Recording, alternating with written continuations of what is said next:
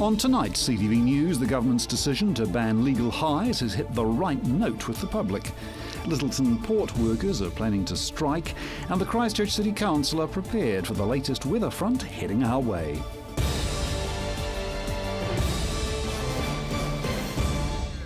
This is CTV News. I'm Grant Mangan. A decision to ban all synthetic cannabis has been announced over the weekend. Emma Cropper has the reaction from the public over the issue. A blanket ban has been made on all synthetic drugs being sold across counters in New Zealand. The Associate Health Minister, Peter Dunn, announced the government would introduce legislation removing synthetic drugs from shelves within 3 weeks. But Prime Minister John Key has spoken out, saying they should have acted quicker. 41 legal high products remained on the market when the Psychoactive Substances Act was introduced last year. Under the Act, products containing temporary approval were allowed to remain on sale. But experts are doubtful the government's blanket ban will solve the issue. We have some legislation in place that's working towards actually achieving that. And the announcement overnight is just a step backwards from that. Instead, pushing the problem into the black market. I can really understand why most members of the public are going to be pleased to see these shops close and these products not being sold. But we should all realise, and we'll all realise once it comes into effect, that that's not the same as these products not being sold. They're still going to be sold. They'll still be available. We've been here before with other drugs such as BZP. It will just move back out to being an illegal, unregulated drug. Associate Professor Simon Adamson believes a better solution would be placing a ban on the high-risk drugs only. But what they've done instead is throw their hands up and say, we can't tell which ones are dangerous, and we're just going to ban the lot. Mr Adamson believes the ban may help to begin with, but won't help for those dealing with addictions.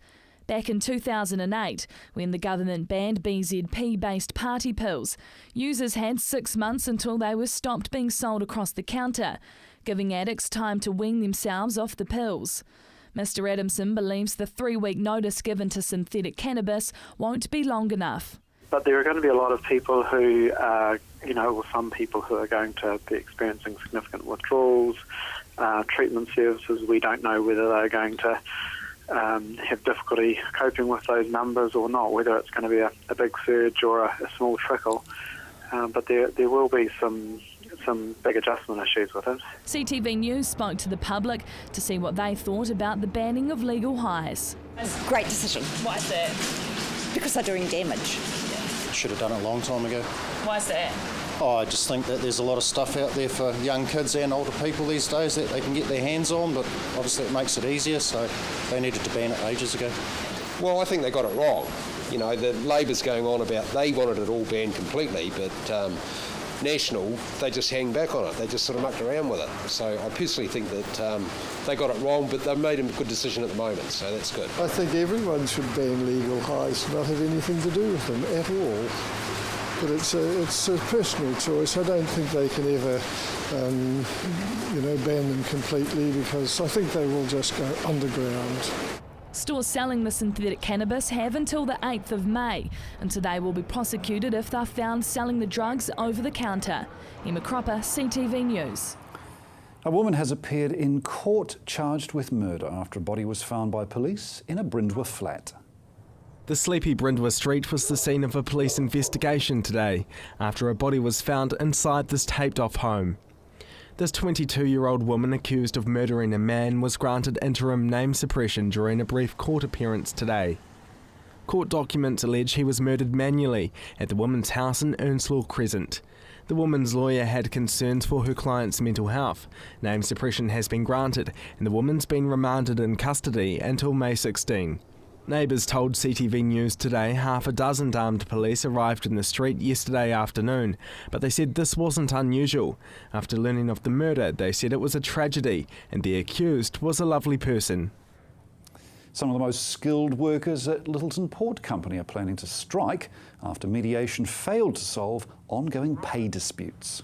Patience has run out for port workers who are threatening to strike after failed mediation. Logistic officers at the Lyttelton Port Company have been negotiating a pay increase since Christmas. From Friday, they'll commence industrial action, resulting in delays and backlogs building up at the port.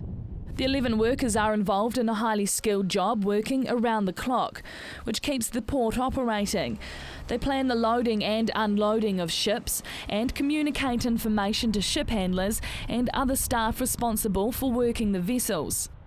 These logistic officers will stop working between 11 p.m. and 7 a.m. every Friday and observe all entitlements to breaks at other times. The action being taken by the 11 workers is a result of failed mediation between the Rail and Maritime Transport Union and Lyttelton Port Company. The dispute would only cost the Lyttelton Port Company around $10,000 to settle. The workers were hoping for a 4% pay increase over 12 months, but the LPC were offering only 2.85%, despite making a $17 million profit in the last financial year. LPC don't want to set a precedent for negotiations for a wider collective agreement covering more than 400 port workers that is due to begin in July. Advocates are seeking funding to get a train trial on the tracks between Rangiora and Christchurch. This comes after Environment Canterbury's decision to investigate further rail-based public transport. With $12,000, a group of experts believe they can kickstart a trial for passenger trains in Canterbury. Railcan says they've received quotes from Kiwi Rail for 2 trains, passenger cars and freight vans. They're hoping Environment Canterbury will consider paying part of the investigation for a passenger rail between Waimakariri and Christchurch. Last week, ECAN authorised a $20,000 investigation as a possible solution to relieving traffic congestion. The move coincides with Auckland Transport launching its own electric train service. Railcan's $12,000 would go towards a trial run once a week from both the Waimakariri and Ralston on the existing rail infrastructure. They believe it's about showing people that travelling by train is quicker than in the car. A spokesperson for Railcan says the passenger carriages could hold 80 to 100 people, plus a freight carriage could carry up to 25 to 30 bikes, removing 100 cars from the main roads. Bus priority and carpool lanes are also under investigation as a way of dealing with the traffic congestion. A leading researcher into alcohol addiction is frustrated by the Justice Minister ruling out minimum pricing for alcohol. Those enjoying a drink at the pub after work won't need to worry about having to fork out extra for a pint after the Justice Minister ruled out a minimum pricing policy on alcohol. Minister Judith Collins says such a policy would hit moderate drinkers in the pocket. The government had promised to study using minimum alcohol pricing to reduce heavy drinking in New Zealand. A similar policy is being explored in Britain. Ministry of Justice officials reported back, basing the minimum price of between $1 and $1.20 a unit. The report recommended waiting 5 years while alcohol reforms took effect. But Professor Doug Salmon from the National Addiction Centre says minimum alcohol pricing on cut-priced liquor, such as cask wine, could save the country around $624 million in alcohol harm over a decade. Supermarkets are the retailers of about 70% of alcohol in New Zealand. They are the biggest drug dealers in the country, and they're flogging alcohol at very cheap prices. He says the ministers let the public down. The study's findings showed a minimum price would financially benefit the industry, retailers and suppliers, adding a boost of $131 million a year. It said it would only have a modest effect on harmful consumption. Further criticism was based on no other country having tested the regime. Professor Salmon staunchly against ultra-cheap alcohol being sold by supermarkets and liquor outlets. He says increasing prices could help the fight against New Zealand's drinking culture. It's a damaging binge drinking culture that's causing unnecessary harm. And the harm is both in the short term related to intoxication, but it's also subterranean, and many people aren't aware of the chronic disease problems associated with alcohol, particularly cancer. He says raising the price of alcohol is the easiest and most cost-effective measure to reduce the harm from alcohol overconsumption. He says the Law Commission recommended increasing the price after a 2010 review of the industry, but the government failed to follow through with the recommendation. What we need is a government that will actually do what the people of New Zealand want, and that is to have a safer, healthier society. And we need a government that will lead on alcohol reform. And it's only a government that can do something about the pricing of alcohol, the marketing of alcohol. These are two of the major drivers of the heavy drinking culture. If several changes are put in place, he will start to feel more confident about the country's drinking culture. And in association with the decreased accessibility and increases in the price and decreases in the marketing of alcohol, then I think that things could look really good for New Zealand. Coming up, the city was swarming with zombies over the weekend.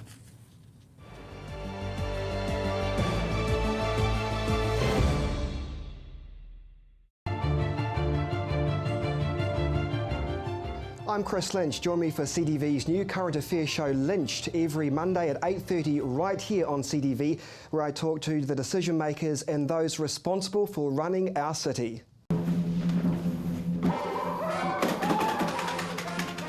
Avoid the monkeys when it comes to relocating. Trust A1 Movers, a family business since 1993 that guarantees a professional job every time. We carefully handle and wrap your valued items, ensuring they have a safe journey. Secure storage and insurance options are also available. A1 Movers, the careful, caring moving company. Oi! Located at the foot of the Port Hills, Berrymead Golf offers a spectacular location for any occasion. Make a dream wedding a reality with private use of our green function room, outdoor garden courtyard, large marquee and stunning gazebo. Or for your next conference, enjoy the relaxed atmosphere of Berrymead Golf, offering a private, spacious conference room with special deals to make any break a true break. All with customised catering from the Wow Cafe. Berrymead Golf, 50 Berrymead Park Drive, right next to the Berrymead Heritage Park. Get rid of that damaging and unsightly moss, mould and lichen from your path, drive or roof with Mossbuster. Mossbuster is a no-bleach, non-abrasive, biodegradable solution that has over 35 years of proven results. Mossbuster costs less than half the price of other well-known products and can be yours for less than $1 a litre. You just spray it on and let Mother Nature do the rest. Check out our website to find the best solution to your moss, mould and grime problem. Order online or call us now on 0800 88 1000. Have you seen something you like? You can purchase a copy of CTV's own shows so you can watch them again and again. So give us a call on 3777 033 and order a copy today.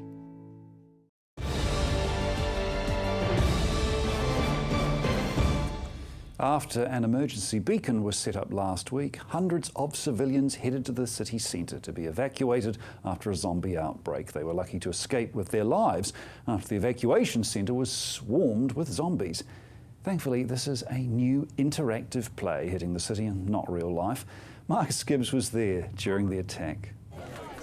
These are the last survivors. Cantabrians have managed to hide indoors while a global pandemic known as the Z virus overcame mankind, turning them into hordes of undead. They've been sent to this outpost for extraction, but when they arrive, the zombies attack.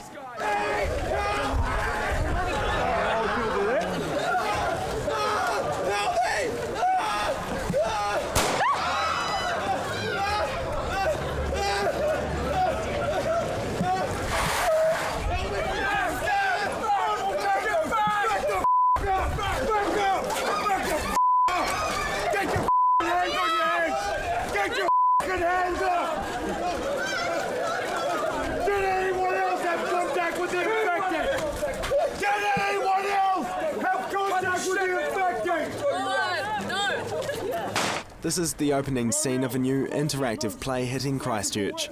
The audience become cast members. Some are even split off on side missions. Think of it like a live action video game or an episode of The Walking Dead, only you're part of the story. The audience play one of the major parts in the show, so it's always dependent on them, and I have a great time playing and interacting with them. You just got to stay on your toes. With zombies heading to their location, the survivors are escorted into the abandoned facility by the military. Unfortunately, they're not the only ones roaming inside.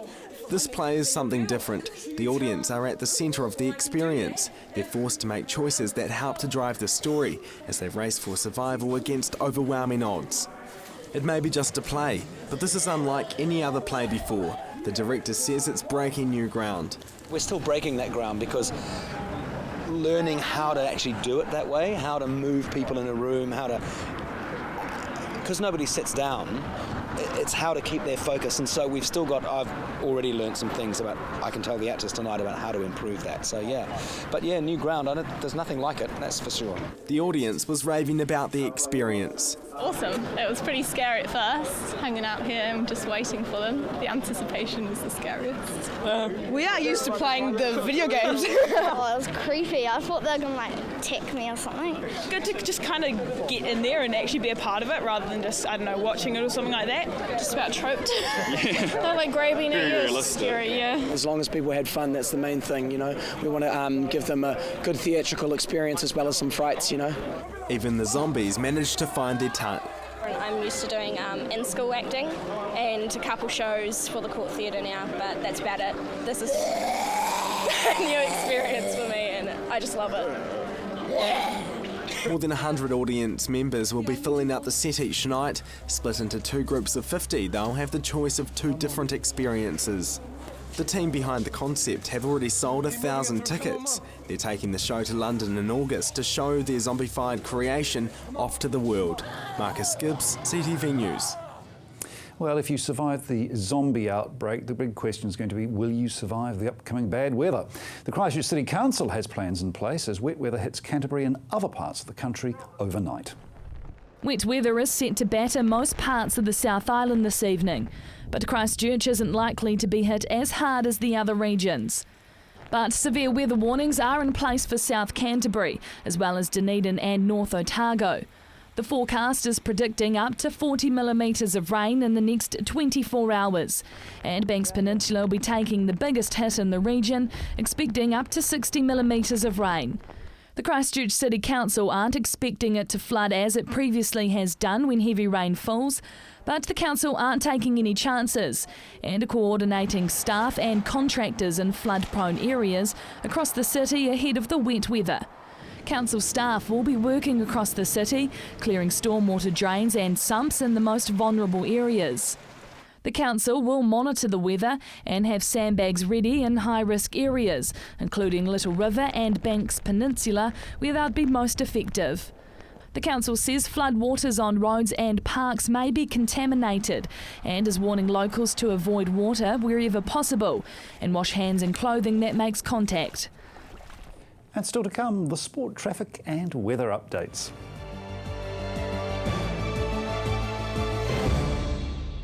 The Home Show Spa Pool sale is on. Hi, Mike from Four Seasons. Save $2,000 on Spa Pool 947 with all the features. Spas from just $5,499 with savings up to $4,000. Home Show sale on now at Four Seasons Home and Leisure, Tower Junction Mega Centre.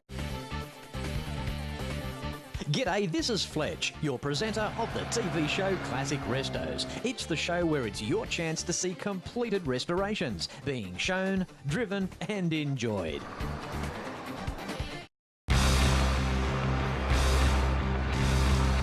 Flash News set, isn't it? Red and Black Sport gets a new title as well, but we'll still be talking every week to the movers and shakers in sport. Red and Black Sport, Monday night, 7:30, here on CTV. 3799799. Remember the nights, go Blue Star. Our new companion package is a personalised service for those that need extra help and support. A cost-effective solution for someone who needs more than just a taxi driver. Our drivers are handpicked from our experienced team and specialise in providing the right support and companionship. Home safe every time with Blue Star Taxis. Action Removals, offering short or long-term storage facilities, full packing services, comprehensive rates, all fully insured and with 6 vehicle sizes to choose from. Earthquake repairs? Action Removals pack, move, store and return your valuable possessions stress-free. Action Removals, a family business that has been operating in Christchurch for over 10 years. Action Removals, your one-stop removal service on time, every time. 0800 222 526. Christchurch has its very own enchanted utopia, the Hitching Post. Pop in and see for yourself. A magical assortment of handmade creations, custom-made candles and artwork. Choose from our huge range of water features, garden art and imported giftware. specialists in handcrafted metal artwork made in store. Nestled on 722 Marshlands Road, the Hitching Post, defining art our way. G'day, this is Fletch, your presenter of the TV show Classic Restos. It's the show where it's your chance to see completed restorations being shown, driven and enjoyed.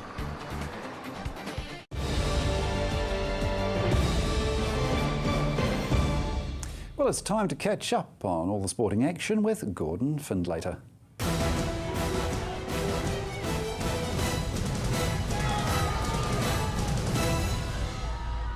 It was a long weekend of mixed feelings for the Canterbury Rams, who grabbed their first win of the National Basketball League on Anzac Day before being grounded in their second match over the weekend yesterday.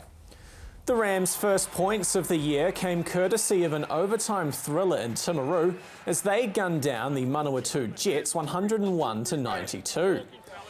The Rams got off to a bright start, establishing a 10-point advantage, which was then quickly eradicated by Manawatu's Paul Jones, who had 22 first-half points. A defensive change from the Rams at half-time saw them contain Jones to just 6 points in the second half. With the Jets holding a slim advantage late in the match, Rams US import Glenn Dandridge sent the match to overtime after downing a three-pointer with just 4 seconds left in the fourth quarter.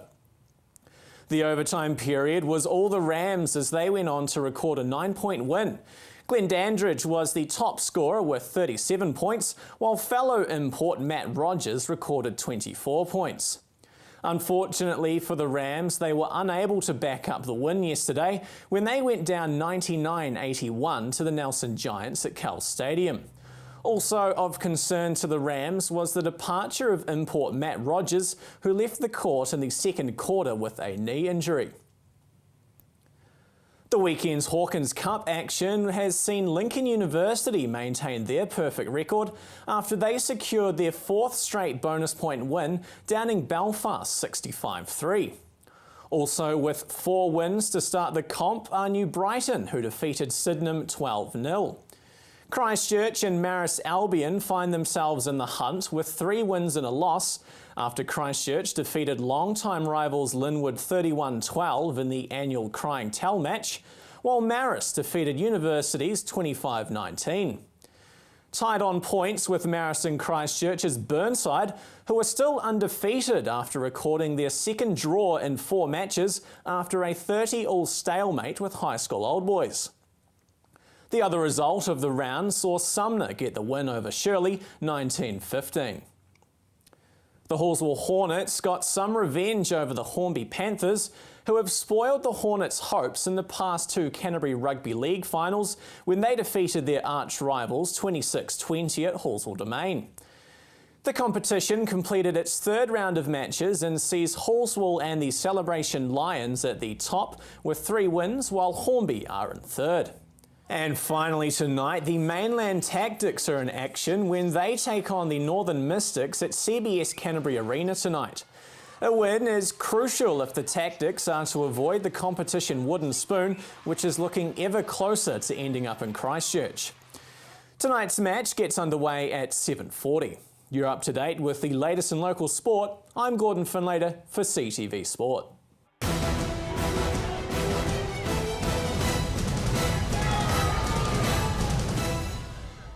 If you're driving around the central city, CTV's traffic update will assist you navigating the repairs taking place.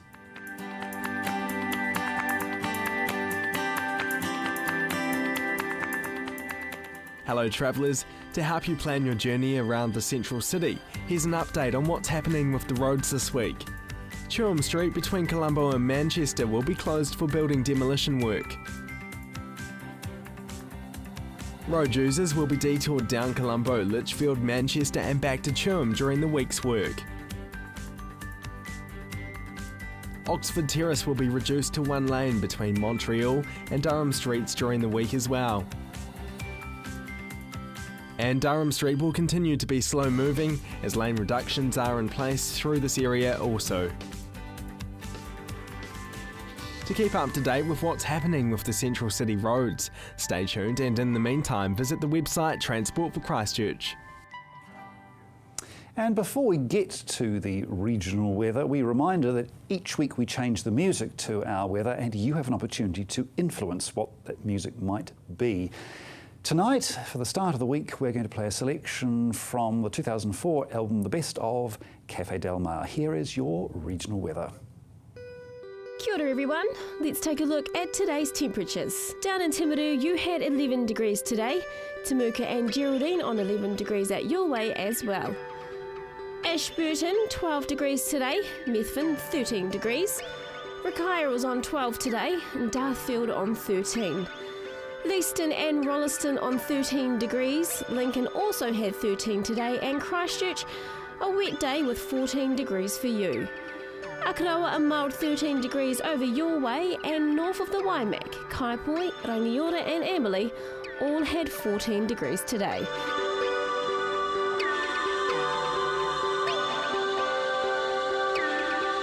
Inland now, Culverden and Hanna Springs had a 15 degree high today and 15 for Cheviot too. Further up along the east coast, our friends there in Kaikoura received 15 degrees today. Now for the weather in your area. Timaru, heavy rain will ease during the day and those gusty cold southerly winds look to decrease from mid-afternoon. Tonight's low 7 degrees, tomorrow's high 10.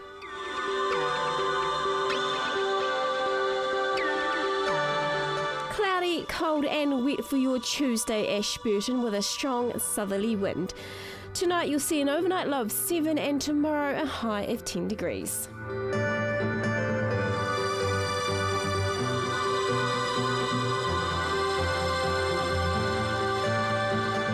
It's looking pretty bleak in Christchurch too, although the rain will ease later in the day, but cold and windy till evening. You can expect an overnight low tonight of 7, tomorrow's high 10 degrees.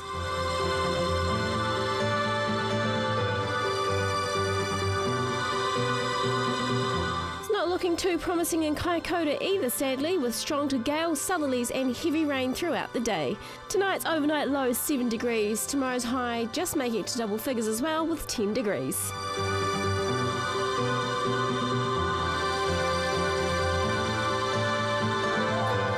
It's looking like a rainy day ahead for everyone tomorrow. Let's take a look at the expected temperatures. Methven 10 and 10 there in Rakaia. Darfield, you're on 10 degrees tomorrow and Leeston 10 degrees for you too. Rolleston and Lincoln 10 degrees for you as well, and also Akaroa will have 10 degrees. And out in North Canterbury, Kaipoi and Rangiora 10 degrees tomorrow.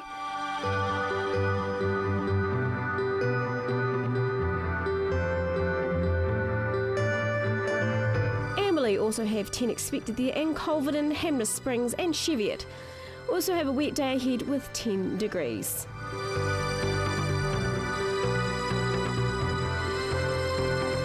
Looking ahead for Canterbury, showers at first clearing on Wednesday with sunny periods increasing later in the day as fresh cold southwesterlies ease, and there'll be light frost possible on Wednesday night. Fine and mostly sunny from Thursday through to Saturday with mild temperatures and moderate northeasterlies. Fresh, breezy northeasterlies on Sunday with cloud increasing and some rain possible from evening. And that's your weather update for Tuesday. Enjoy the rest of your evening. Well, actually, it's a weather update for Monday, and that's CTV News. I'm Grant Mangan. Good night.